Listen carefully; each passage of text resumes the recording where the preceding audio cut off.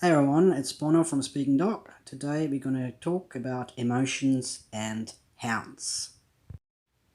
This is the short version of the presentation I did for the Health and Harmony Dog Symposium in Brisbane in 2019. It covered theoretical approaches of emotion, as well as how emotions impact us and, of course, our dogs.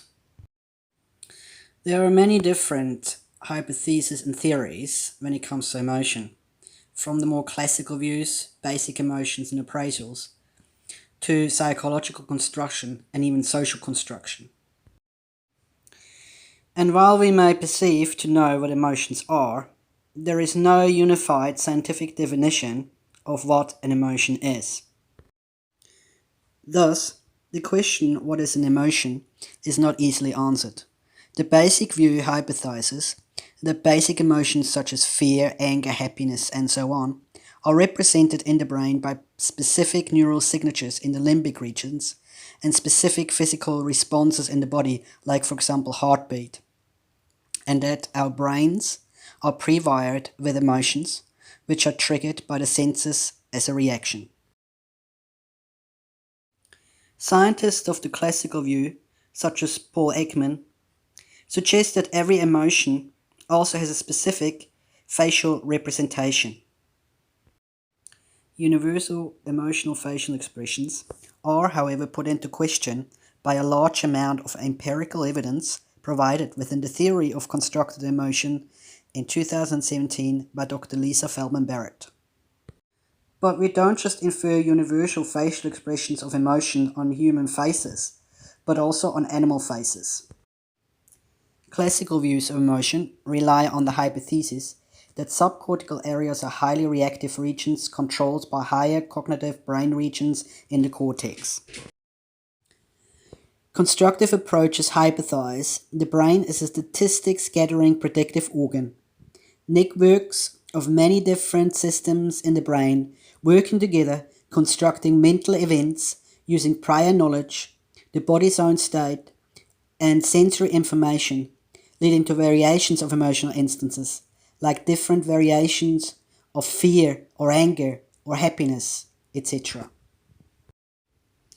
For thousands of years, from Plato and Aristotle to our 21st century scientists, the quest for a uniform theory of emotion every scientist concurs with continues to this day.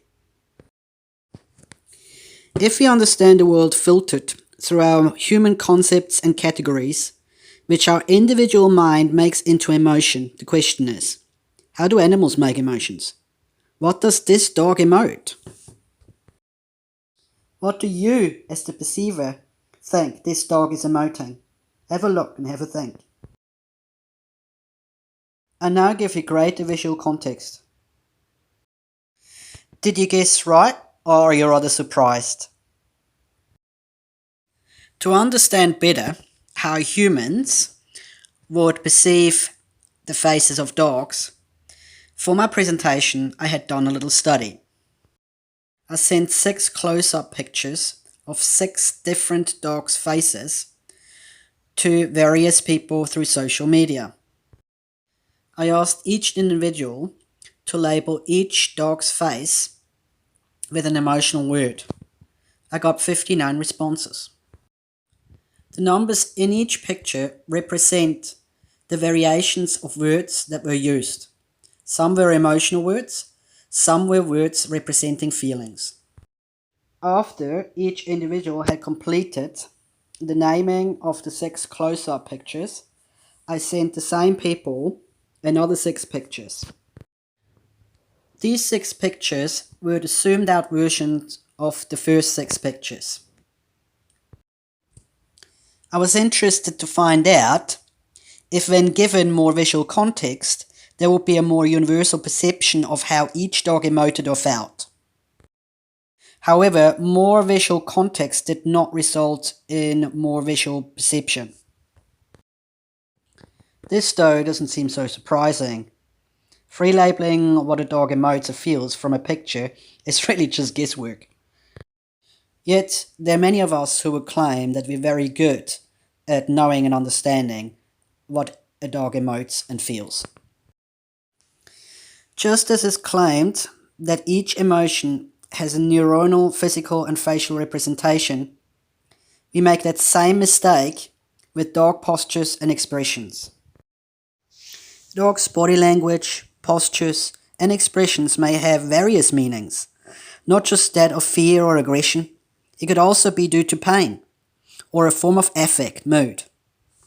So what is affect?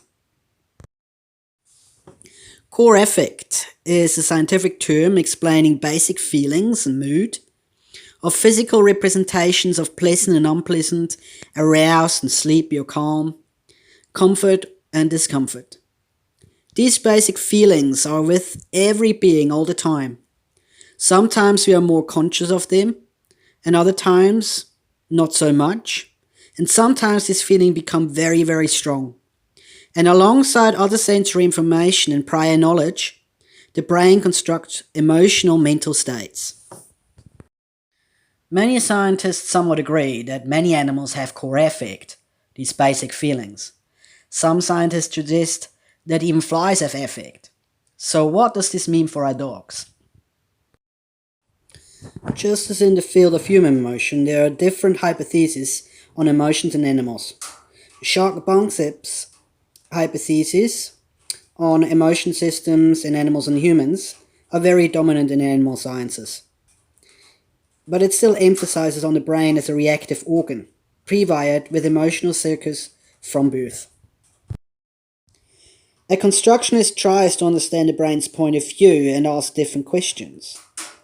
Is this brain as a system capable of feeling affect, make concepts and abstractions of categories, express these with linguistics to another individual? If so, how would such a brain construct emotions? We can celebrate the similarities of our human and dog's brains, although we must also take into account the differences. Not just of what each brain is capable of coding, genetics, but also the differences in experiencing its body and mind in each species-specific environment. We can start by taking the dog's perception of the world into account. By that I don't mean to try and infer how or what they perceive, but to simply let them experience the world more naturally, their way, and observe them doing so. Think about how a dog roams and explores through a space compared to us humans. Humans walk so geometrically because we build our houses, our streets, our parks, our whole environment that way. Confident dogs follow their senses when their brain logs something new and interesting via their smell, vision, audition, taste, touch, proprioception, and so on. Yet, one of the first things we humans believe we have to teach our dogs is to walk nicely on a short lead, wearing all sorts of weird human-invented devices. We implement command-based training, playing on the predictive nature of the brain, shaping a dog's behavior around what we humans want, need, expect the dog to be to live with us, often not taking very much of the dog's natural needs and wants into account, thus dismissing the brain's natural ability to learn efficiently about its niche. But then we wonder when a dog is anxious, less cooperative, and changing behaviors. Instead of training away the dog's physical actions we see as problems, we need to ask better questions. Is there cause due to pain or illness? How is the environment impacting on the dog, especially us humans? The gear we use, such as collars, chains, etc. The human emotional states. What are the dog's abilities in engaging within its environment? And so on. The answers often don't lie in simple diagnostics with fancy names, but observation. Dogs are excellent at indicating their needs, wants, and natural talents. It is when we shut up and start to listen and observe at our emotional best, that's when things change rapidly, because our nervous system affect each other in a profoundly effective and, dare I say, emotional way.